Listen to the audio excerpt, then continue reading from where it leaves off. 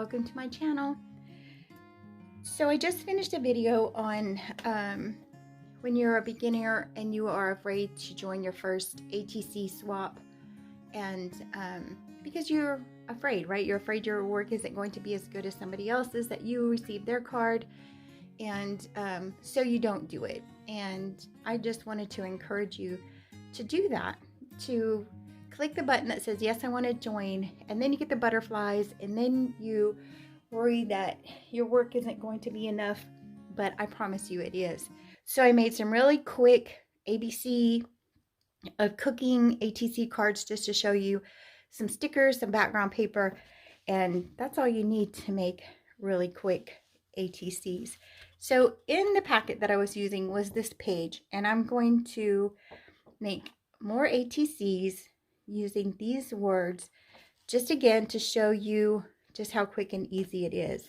So we're going to find an ATC card, and I shared in my other video that I just keep these cut out from scraps as I'm using things, and there's just a little bit of the paper left. Then I just cut these out and put them on there. Cut these out so that I can put background papers, or I can put this onto an ATC card. So I'm trying to find, I have some cardboard ones here. I think we'll just do a couple for the video's sake, for time's sake, and let's see what we can do. I think I want to put, I love this cook, and I love Total Foodie. So let me cut those out. Okay, change my mind. I cut out Let's Eat and Total Foodie. So let me show you. This is what I started with earlier in the video I just finished. So I'm going to just stay in the cooking mood here. All right, so we have our ATC. And if you have a template that's cut out with, you know, where this is a hole and you can see where everything fits, that's even better. So this, even though you cut this little trim off, definitely save it so that you have it for another project, or for a little embellishment for these. So depending on where I want, it almost fits. Like, look at that. I hate to even cover that up. Love it. All right. I think we'll kind of keep it with the word at the bottom. I am the worst at coming here and just getting all involved in the creating, and then I walk off and leave my glue bottles open. All right. So, not to repeat everything I said in the first video, but the intent here is to show you that your work is good enough, and that making an ATC shouldn't be too intimidating and keep you from joining swaps.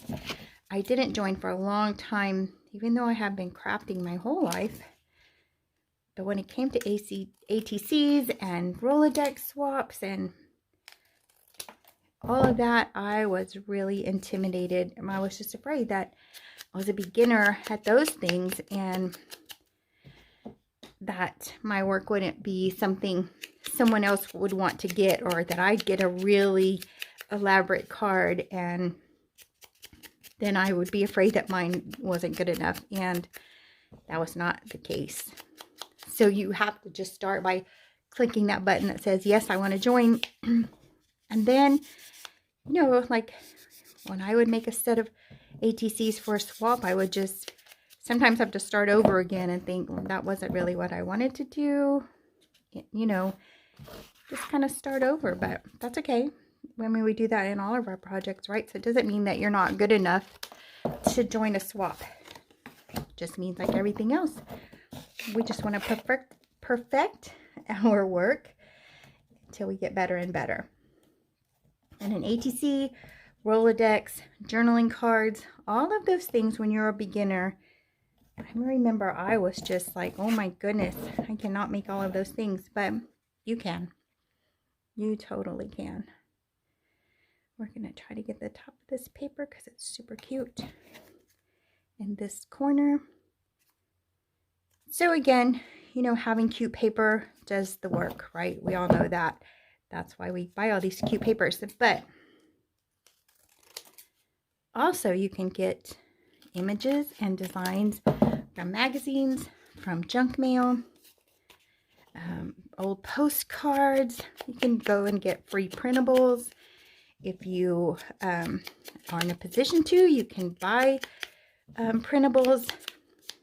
I don't do digitals much, so you're not going to see that on my channel, because my idea is that I want to show you how you can do all of these things without having to invest a lot. And I like to take something out of a book or, you know, anything like that and see what I can do with it. I feel like this gives it like a little cafe look, right? I feel like it needs to be on there. So I'm going to put it up here at the top. We'll ink it a little bit. But again, you can find images just anywhere, and supplies. And we'll talk about that. And I have talked about it.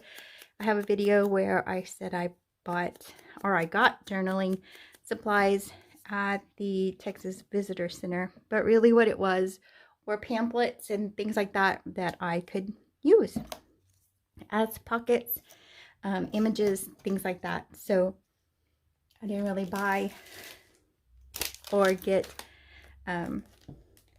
something that was tagged as journaling supplies, but I did find a whole bunch of images that I could use. So I'm going to put it right here. Kind of gives it that old, I think, kind of cafe look to it. And if you wanted to stop right here, this would be a super cute ATC. And then on the back, again, you can buy or you can create stickers to put on the back, but you want to put your information on the back. It has your name, your shop name, your YouTube name, all the information that you want to share with someone on the back of your card. And if your card has a series name, then you'll put card 1 of like this set. I could put card 1 from the ABCs of cooking, card 2 from the ABCs of cooking, card 3 from ABCs of cooking. So you want to put all of that on there so that the person that gets your card and puts it in their collection will always have your information, where you're from. I think it's so fun to look back on my cards and just see where everybody was from, and to look at all the different types of cards. Even in one swap, there are so many different styles because everybody has a different style, right? So, and you will become one of those. All right. Super cute, just like they are. I have some chipboard pieces out that these papers came with, and some stickers. So I'm just going to try to see if we can find some little pictures or something to go on here. But again, you could stop right here and that would be so cute. I traditionally leave my cards flat. Some people embellish and make them a lot thicker. I've been making them for a while, and the premise was that you put them in those collector sheets, you know, the plastic ones that you put like baseball cards and things like that in, and so that they fit flat in there, or if you did like a pocket letter, they were flat enough to go in there. This one says serious foodie, so we could kind of add this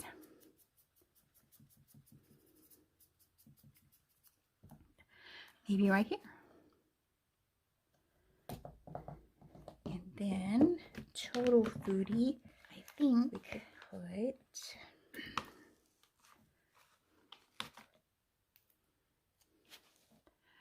put this little fork right here. Oh, maybe I should put, luckily I didn't glue it down. Maybe I'll put the spoon on one and the fork on the other. That's super cute. Then I can put, maybe I'll back it with something. Let's see.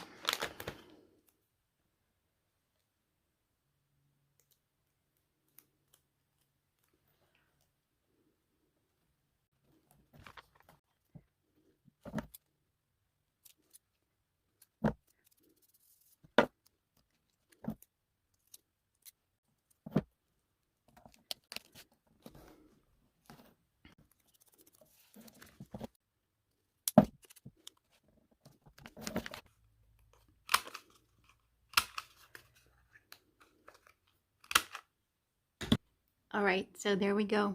Really quick and easy. When you use the paper and the elements with it or stickers that match, it makes it so easy. And I think I would love to get these from someone in an ATC swap. So here's another idea for you, how you can just put something quick and easy together. And when you do good work, good quality work, and you take the time to put in the little finishes and do some inking around the edges, that type of thing, that also brings your cards up a little bit or a lot, and it shows the workmanship that you took the time and care to put into it, and that also helps in your creation. So again, don't be afraid to click on that button that says, yes, I do want to join, and do it often. And just the more you do it, the more you get used to it. The same thing applies to a Rolodex, a swap, journaling cards, postcards, any of that.